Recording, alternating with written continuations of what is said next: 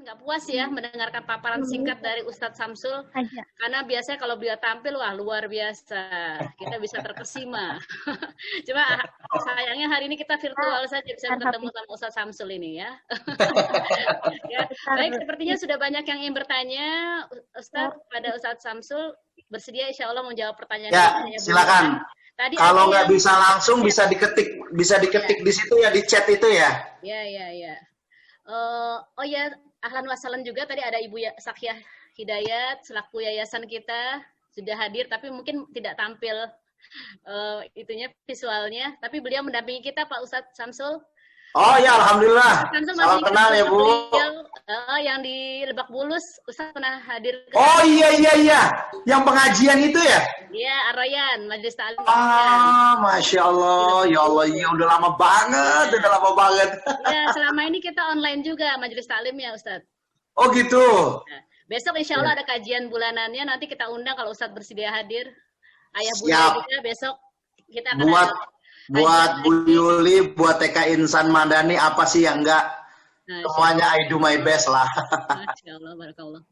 Baik, Ayah Bunda, langsung saja ada yang mau bertanya atau mungkin kita jawab yang tadi sudah mengetik di chatnya. Ya, ada yang ingin tanya bagaimana ini Ayah Samsul nih, bagaimana Pak Samsul, Ayah Samsul ya, kita mendidik anak-anak yang super di era milenial ini ya, aktifnya, keingintahuannya dan luar biasa lah sebagainya, mendidik anak-anak yang super aktif seperti itu, bagaimana menanganinya, dan kemudian tadi yang tertulis juga bagaimana menangani anak yang sudah kecanduan YouTube nih, Ustaz. Kita main YouTube terus ya. Sebentar-bentar linknya dikirim ya lewat YouTube, link pembelajaran dikirim lewat YouTube, linknya syuting dikirim lewat YouTube, semua masuk di YouTube ya. Jadi akhirnya Masya Allah. Kalau dulu kita mencegah anak agar tidak sering memegang gadget gawai, sekarang setiap hari anak setiap menit nggak lepas dari gawai. Ini dilema ya. Dilema, betul dilema. Masya Allah. Yang dulu kita ingin mengakrabkan anak dengan buku, sekarang lebih kepada akrab dengan alat ini ya, handphone kita. Masya Allah. Ya baik, Pak Samsul, mungkin itu yang sebenarnya tadi. Baik, Bu Yuli. Terima kasih ya Bu Yuli sudah terus memberi kepercayaan kepada saya untuk jalan saya silaturahim terus dengan TK Islam Madani. Amin. Bapak Ibu, tolong dilihat ke layar. Ini botol. Botol ini isinya adalah kurang lebih 600 mili. Kalau saya tambah lebih dari 600 mili, maka botol ini tidak akan sanggup untuk menampung airnya. Kenapa? Karena wadahnya hanya mampu menampung 600 mili. Maka ketika dia lebih dari 600 mili, dia akan tumpah. Artinya apa? Menjadi orang tua yang super duper, memang orang tua yang harus mau belajar terus, Bu Yuli dan semuanya. Agar kapasitas kita lebih besar untuk menampung airnya. Anak-anak kita ini dia belajar lebih cepat dari kita. Kita kan makin tua makin lemot. Betul. Makin tua makin pelan gitu. Sementara anak kita, wah, gigabyte-nya itu kan cepat banget ya. Lagi hidup di era yang penuh dengan teknologi, hidup di era wifi. Artinya orang tua yang baik adalah orang tua yang terus mau belajar. Teruslah belajar. Kalau pengen anaknya super duper, maka orang tuanya harus super duper. Kalau orang tua pengen lihat anaknya rajin sholat, maka anaknya akan lihat bagaimana sholat orang tuanya. Betul nggak? Kalau orang tua pengen lihat anaknya rajin ngaji, lihat deh orang tuanya gimana ngajinya. Benar nggak Bapak Ibu? Kalau orang tua pengen lihat anaknya itu berbuat baik, dia akan melihat dulu bagaimana orang tuanya. Karena anak itu cerminan siapa? Anak itu cerminan siapa? Ya cerminan orang tua. Dia bercermin setiap hari. Dia ngelihat cermin. Namanya ngelihat cermin seperti melihat siapa? Melihat dirinya sendiri. Maka kita di sini perlu evaluasi, perlu hati-hati, perlu stop hal-hal yang akan ditiru tapi berbahaya bagi anak-anak kita. Dari kata-kata kita, sikap kita, dan sebagainya. Bapak Ibu, tolong di underline, tolong dicatat baik-baik. Tidak ada orang tua yang mengajar dengan baik, tidak ada guru yang mengajar dengan baik, kecuali dia mengajar dengan hati nurani. Kalau mengajar tidak dengan hati nurani, mendidik tidak dengan hati nurani, itu bukan ngajar namanya. Kalau mengajar masih dengan emosi, mengajar dengan keterpaksaan, mengajar karena memang mengharapkan imbalan, mengajar hanya mengejar dunia, itu bukan mengajar namanya.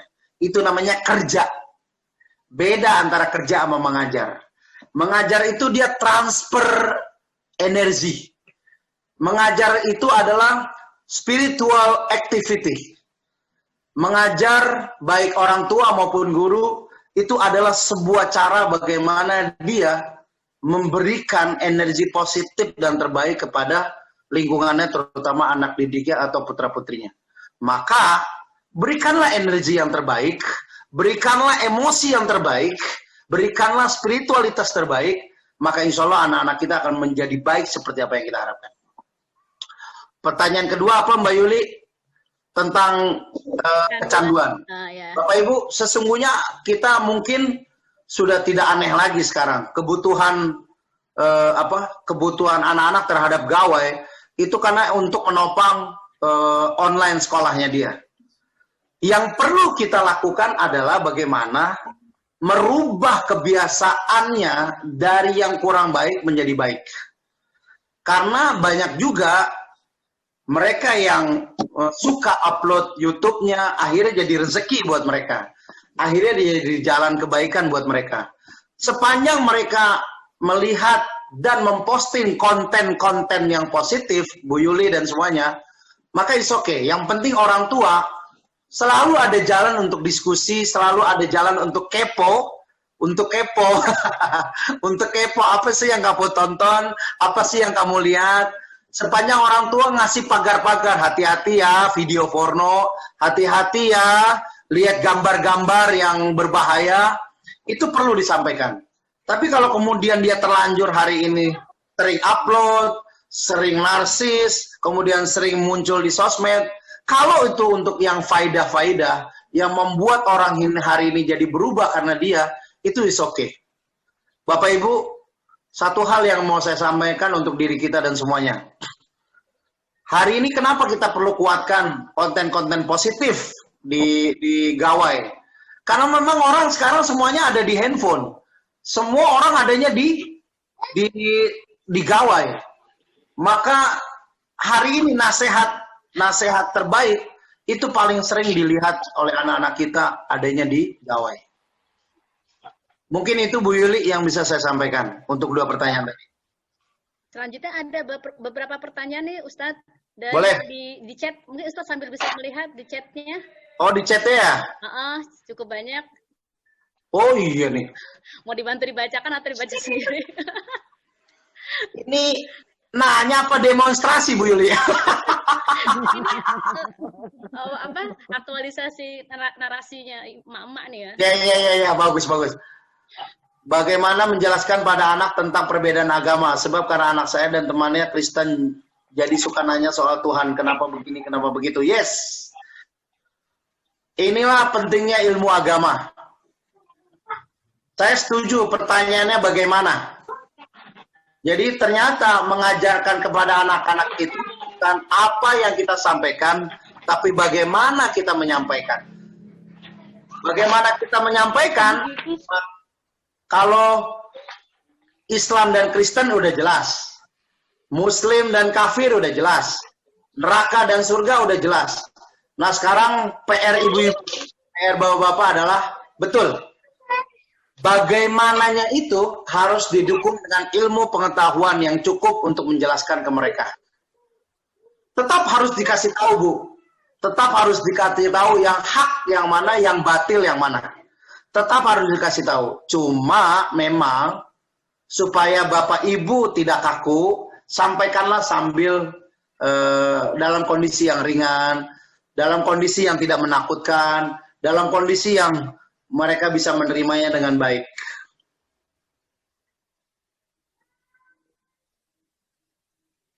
Oke, Salahkah jika orang tua seakan mengurung anaknya di rumah hanya karena alasan supaya anaknya tidak terpengaruh lingkungan, mengingat lingkungan tempat tinggal yang kurang kondusif?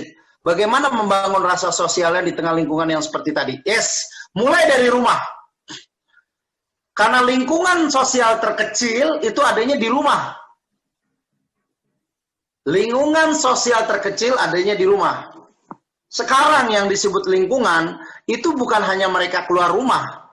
Tapi lingkungan sekarang itu, Bapak Ibu, bisa jadi adalah badannya ada di rumah, tapi pikirannya ada di dunia maya.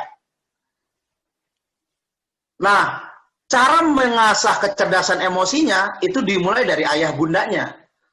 Bagaimana membangunkan, bagaimana nyuruh mandi, bagaimana nyuruh makan, bagaimana memberi apresiasi ketika anak itu melakukan hal terkecil, walaupun cuma buang sampah 1 lembar tisu, kemudian ucapkan, "Ade, terima kasih ya, kamu hebat, udah buang tisu." Itu akan mengasah kecerdasan emosinya, Bu. Dengan ibu sering-sering memberi pujian, memberi apresiasi dan penghargaan, itu akan melatih sosialnya dia. Ibulah dan bapaklah yang menjadi cerminan sosial hidupnya dia untuk menuju masyarakat yang lebih luas. Begitu. Halo. Halo, ya lanjut, next. Hai. Yang lagi makan gorengan, katakan yes. Yes. Yang lagi masak, katakan wow. Wow. Yang lagi pakai daster tapi tetap semangat, katakan yes. Ya, Saya ingin bertanya, wih, apa nih Bu Yul ini? Bagaimana menghadapi ketika anak berinteraksi dengan temannya yang miss bahasa dan sikapnya kurang baik? hubungan yang tidak baik. Oke. Oh, yang misalnya bahasa dan sikapnya kurang baik. Tentu untuk membatasi secara langsung kami sebagai orang tua memiliki rasa tidak enak juga terhadap orang tua anak. Oh, oke. Yes. Bapak Ibu, sekali lagi saya mengingatkan kepada diri saya dan mengingatkan kepada semuanya. Untuk urusan hal yang baik dan tidak baik, itu harus jelas dari sekarang.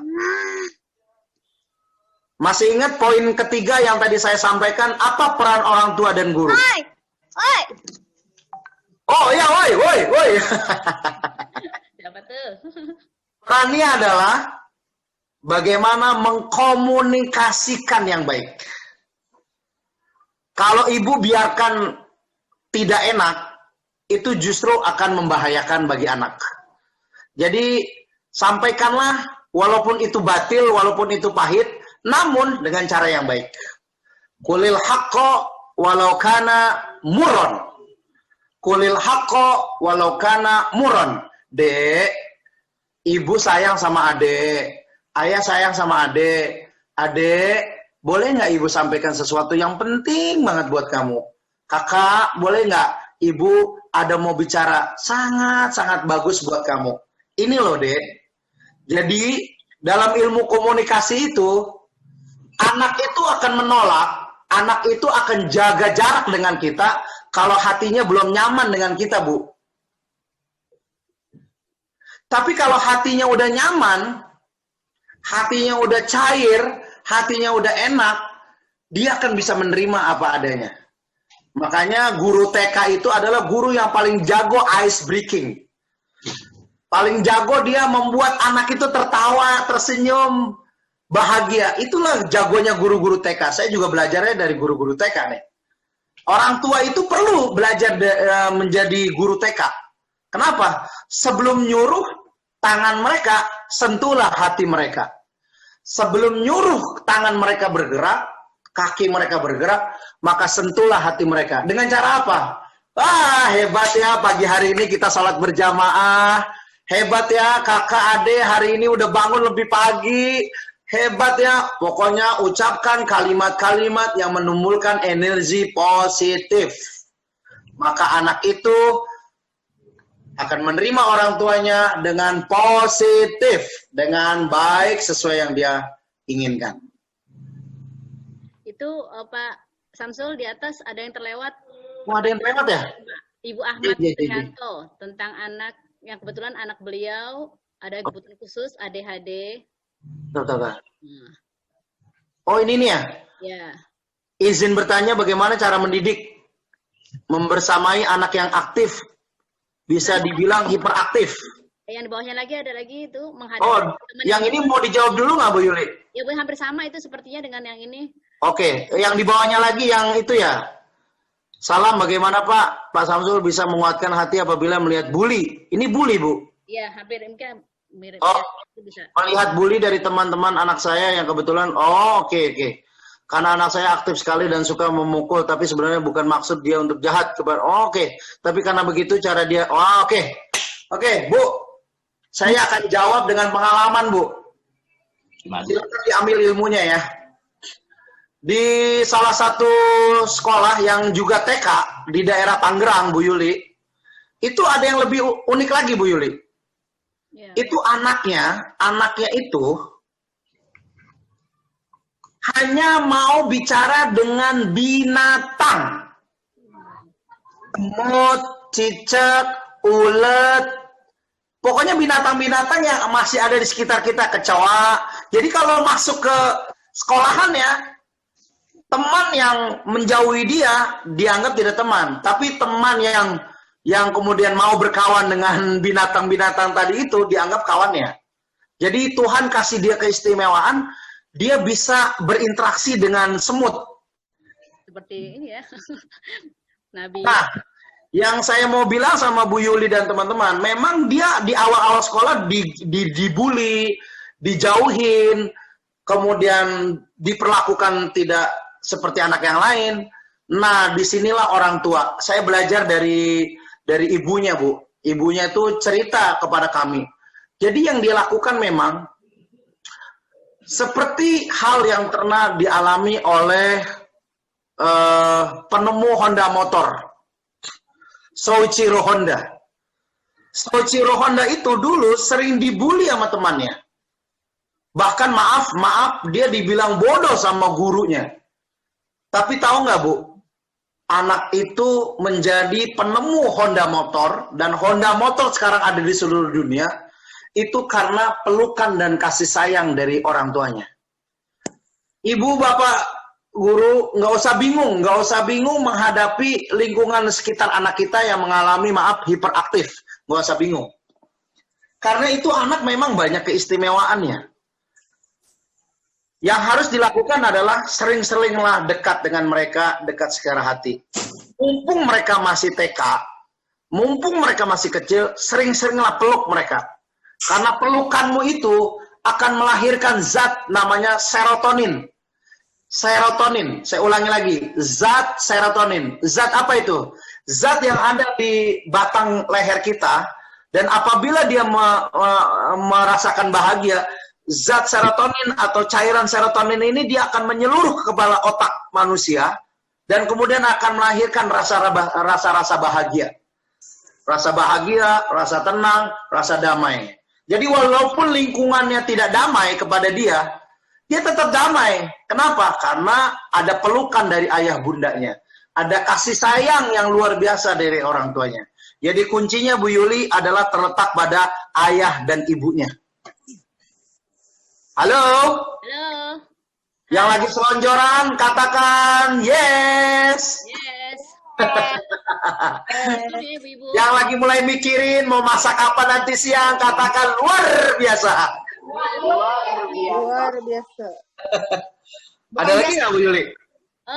Ada lagi ya, kayak seperti masih ada ya. Oh, pubertas, Ustadz. Yang mana tuh? Menghadapi anak yang mengalami pubertas. Itu di atas lagi. Nah, manjat ke atas, Ustadz. Oh, manjat. Baiklah, kirain naik pohon doang yang manjat. Bentar, Bu. Saya lihat dulu, Bu. Neng. Mana ya? Oh, iya. Anak yang Sudah mengalami prioritas, emosi tidak kendali yang wah. Ini yang perlu di training bukan anaknya, Bu Yuli, tapi siapa, Bu? maknya. Ya, betul. Ini memang tidak bisa singkat. Ini ada teori-teorinya, landasan-landasan ilmiahnya. Bagaimana anak-anak yang wanita mulai puberitas, anak laki-laki puberitas, ada perubahan-perubahan perilaku apa pada mereka. Tahu nggak Bapak Ibu, pada saat mereka puberitas, mereka juga suka bingung. Kenapa gue kayak gini ya, gitu loh. Kenapa gue gampang tersinggung ya, kenapa gue gampang baper ya, kenapa gue jadi ngelawan sama orang tua. Mereka juga suka bingung loh Bu Yuli. Ini ada materinya memang Bu. Ini sesi khusus, tapi saya mau bilang is okay. Maka yang perlu latihan untuk jadi lebih hebat, lebih super duper, itu memang ayah bundanya. Pokoknya sekarang belajar untuk tidak mudah terpancing. Jadi kalau anak mulai bikin emosi, katakan gini Bapak Ibu. Jadi kalau anak udah mulai bikin emosi, katakan gini nih. Rezeki gitu. Coba bilang semuanya 1, 2, 3. Rezeki. 1, 2, 3. Rezeki. Coba kalau pada saat lagi bilang rezeki rasanya gimana?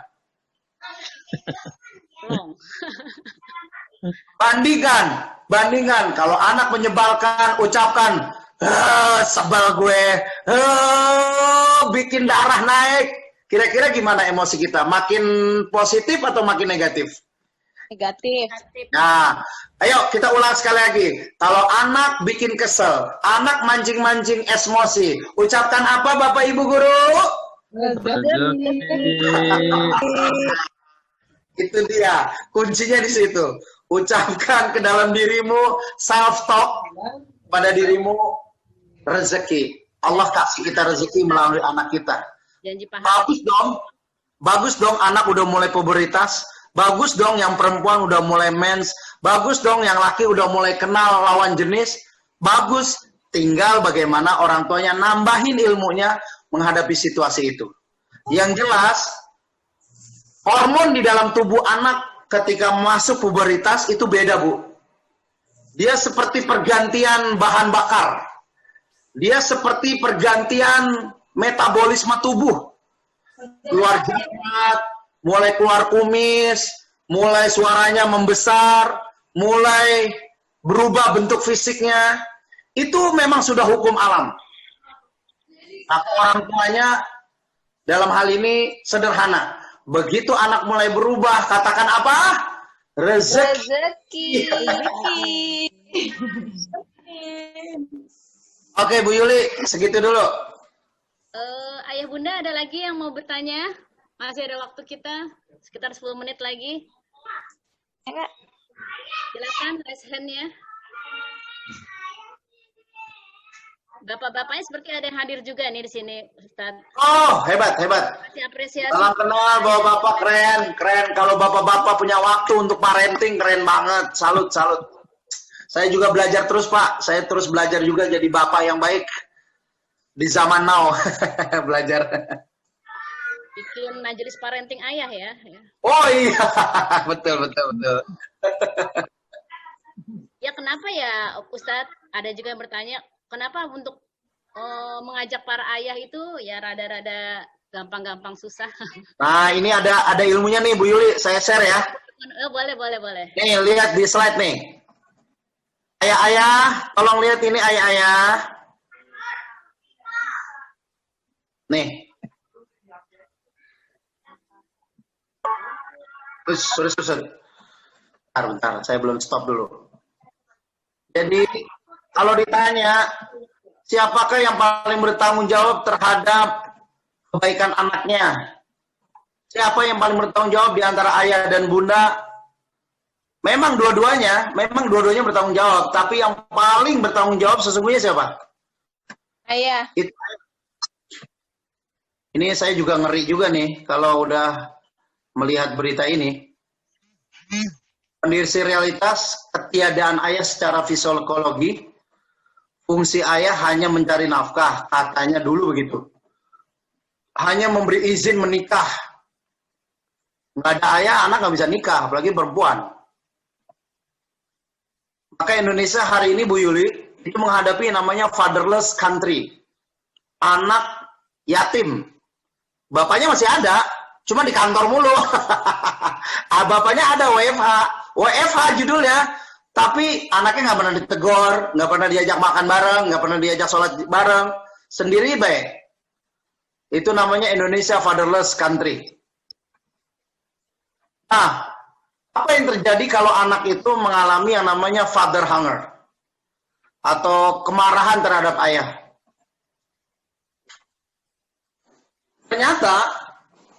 Ternyata kerusakan psikologis yang diderita oleh anak-anak itu disebabkan karena tidak mengenal sosok ayah. Dalam tanda kutip, bukan mengenal namanya, bukan mengenal rupanya, wajahnya, bukan. Tapi mengenal karakter ayah sebagai uswah hasanah, sebagai contoh yang baik. Akibatnya, kalau ayah tidak hadir dalam hidup anaknya, maka ini. Akibatnya si anak jadi rendah harga dirinya. Jadi dia kehilangan pede. Kenapa? Karena dia tidak menemukan sosok dari seorang laki-laki yang menjadi figur dalam hidup dia. Udah gede tapi bertingkah kekanak-kanakan. Udah besar tapi kayak anak kecil. Badannya besar tapi mentalnya kecil. Apa-apa tergantung. Apa-apa nggak bisa sendiri. Dan ini yang mengerikan. Kesulitan menetapkan identitas seksual. Ternyata ibu bapak guru, pesta seks laki-laki dengan laki-laki yang baru terbongkar, yang terjadi dari tahun 2017 dan baru terbongkar di tahun 2020 ini ternyata penyebabnya di poin nomor 4 ini, Bu. Laki aja kalau nggak dekat sama ayahnya, dia nggak merasa laki gitu loh. Masya Allah. Akibatnya itu, setelah mereka diwawancara, mereka selama ini ternyata jauh dari orang tua. Mereka mencari kasih sayang dari teman yang bisa melindungi, bisa membela. Kalau ayah itu kan sifatnya gitu, dia melindungi, membela, tegar, kuat, hebat. Cenderung feminim atau hipermaskulin. Kesulitan dalam belajar, Allahu Akbar. Kurang bisa mengambil keputusan. Bagi anak perempuan, kalau ayahnya tidak hadir dalam kehidupannya, tanpa model peran ayah setelah dewasa, dia akan sulit menentukan pasangan yang tepat untuknya. Dia akan salah memilih pria yang layak buat dirinya. Kenapa? Karena dia tidak punya contoh laki-laki. Yang role model itu laki-laki yang baik itu gimana? Maka dia perlu ayah. Ayah menjadi contoh. Oh, calon suami yang baik itu yang seperti ayahku. Rajin, tanggung jawab, pembela, pelindung, ringan tangan untuk membantu. Nah, ini father hunger, Bu Yuli. Makanya saya salut kepada ayah-ayah yang mau belajar hari ini. Kasih tepuk tangan dong buat ayah-ayah yang hari ini mau belajar. Keren. Mudah-mudahan menjadi ayah tidak hanya dunia, tapi menjadi ayah imam yang baik sampai akhirat nanti. Amin. Amin. Oke, saya kembalikan ke Bu Yuli. Ada, nggak mau di-screen. Samsul yang sudah Yes. Ada lagi nih Mbak Ayah Bunda, sebelum kita nanti menutup mengakhiri dengan doa bersama yang akan dipimpin oleh Ustaz Samsul. Masih ada kesempatan satu pertanyaan, boleh barangkali ada yang mau bertanya lagi? Doanya saya juga, Bu Yuli. Iya. Borongan Pak Samsul, borongan. Putri, jarang-jarang ini narasumber doa juga. Todong langsung Pak, todong langsung. Iya. Banget nih. Oke, ada lagi yang terakhir? Ada, Bunda-bunda? Ada yang mau bertanya boleh? Oh, dari Bunda-bunda guru ada yang mau bertanya? Ada. Assalamualaikum warahmatullahi wabarakatuh. Assalamualaikum warahmatullahi wabarakatuh. Saya BRW 8. Kebetulan Oh, Bu RW kita datang, Masya Allah. Bu RW sama datang, Bu RW. Ini Bu RW di sekolah yang lama nih dulu, Ustaz. Oh, Bu RW namanya? Bu Nur Hayati, Kepala Sekolah Ya, saya kepala sekolah SMK Perdana Kusuma, cuma mengajar bahasa Inggris, Ustadz. Wis, very Jadi, good. Gimana Bu? jadi gini Ustadz, kan iya saya mau bertanya nih, kiat apa untuk membangkitkan semangat anak, karena PJJ ini kan dalam waktu yang tidak bisa ditentukan ya Ustadz ya, jadi sangat lama, terus juga anak itu memang sih kita tidak berikan tugas terus gitu ya, tugas juga bervariasi gitu. Nah tapi saya merasakan di anak-anak saya ini sudah jenuh gitu Ustadz. Ya. Kadang absennya lama, terus juga apa sih namanya nge-report tugasnya lama gitu. Jadi sudah mulai, terus saya juga review ke guru-guru yang lain juga seperti itu sama gitu loh. Nah bagaimana Ustadz untuk membangkitkan semangat anak-anak dalam PJJ gitu loh. Terima kasih Ustadz atas jawabannya. Assalamualaikum warahmatullahi wabarakatuh. Assalamualaikum warahmatullahi wabarakatuh, Bu Guru, terima kasih. Fenomena ini terjadi bukan hanya di satu keluarga ya. Anak saya juga sekarang masih terus PJJ, Bu.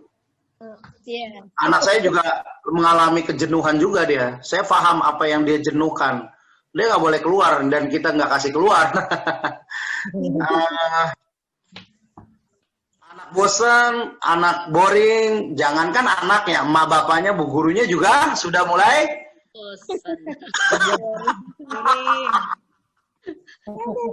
Jadikan hati. Nah, makanya Bu, ini sih apa ya? Ini bocoran Bu, ini bocoran. Seperti yang saya bilang di awal tadi Bu, peran kita sebagai orang tua, itu bukan cuma orang tua. Yeah. Peran kita itu salah satunya yang mungkin tidak pernah terbayang adalah apa? Penghibur.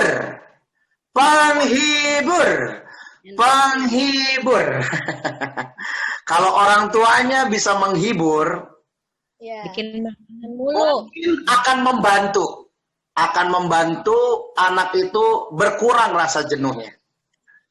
Kapan anak itu bisa diajak hibur? Satu, pada saat sholat berjamaah, selesai sholat berjamaah, atau yang paling enak lagi pada saat makan bersama. Ini kesempatan yang sangat baik. Ibu, saran saya kita bikin acara kayak gini lagi Bu. Kayak di TK ini kita bikin acara parenting ini untuk sekolahan Ibu. Ini bukan promosi, tapi cuma ngasih tahu. Insya Allah orang tua itu karena mungkin udah mentok, nggak tahu harus ngapain. Maka saran saya, mungkinkah Bu kalau kita bikin acara online seperti ini untuk memberi tips-tips semangat bagi orang tuanya? Ya, baik. Ya. Gitu Bu. Ya, nanti Bunda Yuli dibantu saya ya. Bunda Yuli jangan dikasih bocoran ya, biar nanya langsung sama saya. BRW. Guru nih, Pak Ustadz, saya mau nanyanya sebagai guru nih, kita tidak suruh dengan siswa. Nah, gimana?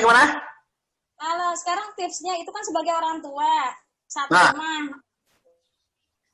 Bagaimana nih, dari mata dekat siswa kan beda tempat gitu. Sorry, saya belum jelas pertanyaannya, maaf, bisa diulang pelan-pelan? Ya, kalau sebagai guru untuk memberikan semangat kepada anak dalam PJJ itu supaya absen on time, mengumpulkan tugas on time, gitu loh. Soalnya gurunya dikejar-kejar sama yang di atas. Luar biasa ya, tekanan seorang guru ya. Gitu kan Pak Ustadz, wah repot banget gitu. Masih tidur gitu, di suruh absen masih tidur gitu. Gimana? Ya. Ini curhatan yang sama yang pernah saya alami beberapa sekolah yang saya mengisi acara training baru-baru ini Bu. Nah, saran Samsul Bu, semangat itu kan datangnya dari dalam, bukan dari luar. Perubahan itu datangnya bukan dari luar, bukan dari paksaan, tapi memang dari kesadaran. Nah, kalau boleh usul, bangunlah kerjasama dengan para orang tuanya. Kalau boleh usul, walaupun mungkin itu sudah ibu lakukan, tapi tidak ada salahnya terus mohon bantuan, mohon kerjasamanya dari pihak orang tua, supaya anak itu terlatih on time dan disiplin. Kenapa? Karena memang di tangan orang tuanya lah Bu, sekarang ini kepanjangan tangan kita sebagai guru. Kita nggak bisa menyentuh anaknya langsung, tapi ada orang tuanya di sisi kanan dan kiri anak mereka. Maka orang tuanya yang diajak untuk kerjasama. Kalau orang tuanya nggak bisa diajak kerjasama, maka memang mau tidak mau gurunya harus out of the box. Out of the box. Cari cara yang nggak biasa untuk bikin anak itu senang ngikutin kelas online. Masalahnya kan sekarang ini tantangan guru-guru adalah cara yang sama, model yang sama, gaya yang sama. Maka kalau itu berulang-ulang, wajar Bu, akan muncul kebosanan. Sekarang mohon maaf saya balikin lagi. Bikinlah sebuah challenge dari guru-guru out of the box. Cara baru, situasi baru, walaupun dalam kondisi pandemi, tapi anak-anak merasa, wah ini cara yang berbeda nih. Wah ini sesuatu yang berbeda nih. Artinya, yang perlu di-upgrade bukan cuma anaknya doang semangatnya. Guru-gurunya juga perlu semangat. Perlu di-upgrade semangatnya. Kalau sesuatu cara yang sama, terus mendapatkan hasil yang sama, itu berarti tidak ada perubahan Bu Guru. Bisa jadi kita perlu cara yang berbeda supaya dapat hasil yang berbeda. Sok dipikirkan bagaimana cara yang berbeda untuk anak-anak ini bisa kembali pulih semangatnya. Satu, pendekatan ke orang tua. Kedua, kita perlu cari jalan out of the box, keluar dari kotak, keluar dari kebiasaan untuk menemukan cara yang baru. Demikian Bu Guru. Kalau nggak puas boleh japrian nanti. Minta nomor handphone saya sama Bu Yuli, ya. Jangan lupa minta nomor rekening juga sama Bu Yuli.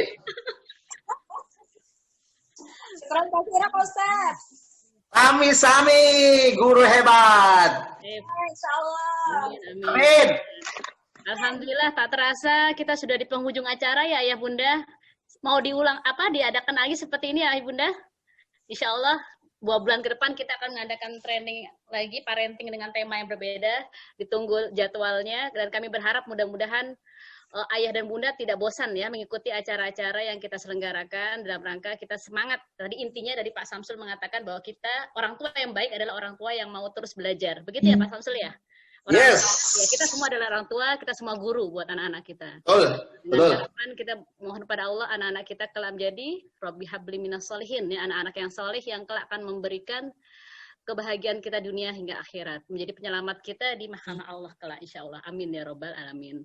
Baik ayah bunda, kita berdoa sama-sama di akhir penghujung acara ini. Mohon kesediaannya Ustadz Samsul untuk memimpin doa, dan nanti selesai berdoa jangan live dulu ya ayah bunda, kita mau foto dokumentasi terlebih dahulu ya. Terima kasih pada Pak Ustadz Samsul, kami persilahkan. Baik Bu Guru Yuli, Bapak Ibu, mari kita hadirkan Allah di hati kita. Hanya Allah lah yang bisa mendidik anak-anak kita sesungguhnya. Hanya Allah lah yang paling tahu bagaimana kebaikan untuk anak-anak kita. Mari kita istighfar 3 kali. Astaghfirullahaladzim, astaghfirullahaladzim, astaghfirullahaladzim, wa atubu ilaik. La haula wa la quwata illa billah. Bismillahirrahmanirrahim. Bismillahirrahmanirrahim. Allahumma salli ala Sayyidina Muhammad wa ala ali Sayyidina Muhammad. Hamdan syakirin, hamdan na'imin. Hamdan yuafi ni'amah wa yukafi'u mazidah. Ya Rabbana, lakal hamdu kama yanbaghi li jalali wajhikal karim wa azimi sultanik. Ya Allah, ya Tuhan kami, saksikanlah kami ya Allah, yang hari ini kami ingin menyelamatkan putra-putri kami. Amanah-Mu ya Allah, yang ada di dalam rumah tangga kami.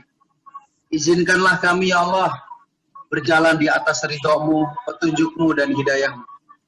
Beri kami kekuatan, beri kami ilmu, beri kami cahaya untuk mendidik amanah-Mu.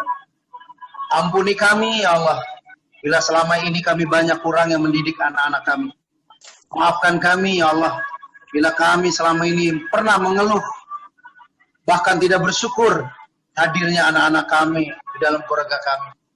Ya Rob, bimbinglah hati kami, jiwa kami, untuk senantiasa menjadi ayah bunda yang baik bagi putra-putri kami.